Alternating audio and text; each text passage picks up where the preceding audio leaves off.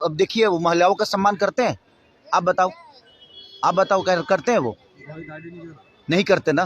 उसके बावजूद भी बीजेपी उनको सिक्योरिटी देकर बैठा है ना। तो ये उनका विषय है भाई, वो उनकी जिंदगी है, उनकी पार्टी है, उसमें मेरा कोई लेना देना नहीं है। वो भाई अपने हिसाब से जीते हैं, उनका अपना जीने का तरीका है। मैं अपने हिसाब से जीता हूँ, मुझे पता है कौन क्या है। तो उसके लिए धन्यवाद, थैंक यू।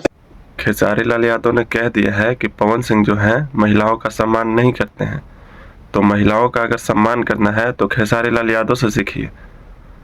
अब आप लोग को भी खेसारी लाल यादव से सीखने की आवश्यकता है। अब जरा कैसे सम्मान करते हैं महिलाओं का, आप लोग जरा ये वीडियो देखिए।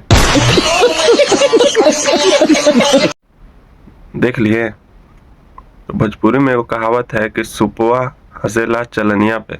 तो वही हिसाब खेसारी लाल यादव के साथ है। अपना गलती नहीं देखते हैं, बस दूसरा को समाज सुधारने के चक्कर में है, लेकिन अपने आप को सुधारने के चक्कर में नहीं है। अरे भोजपुरी तो उस टाइम का था, पहले का जो भोजपुरी का गाना होता था वो आप सुनिएगा, और अब का जो गाना है वो सुनिएगा। फर्क आपको साफ पता चल जाएगा। पहले वाला गाना में शांति सुकून मिलता था। अभी भी कल्पना जी का गाना अगर बज जाए ना तो 10 गो आदमी के साथ बैठ के सुन सकते हैं उसको, अपना फैमिली के साथ भी बैठ के सुन सकते हैं।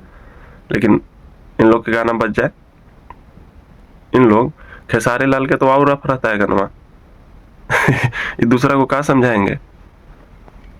तो आप लोग को क्या लगता है कि भोजपुरी में सबसे अच्छा सिंगर कौन है और किनके वजह से भोजपुरी इतना आगे बढ़ा है?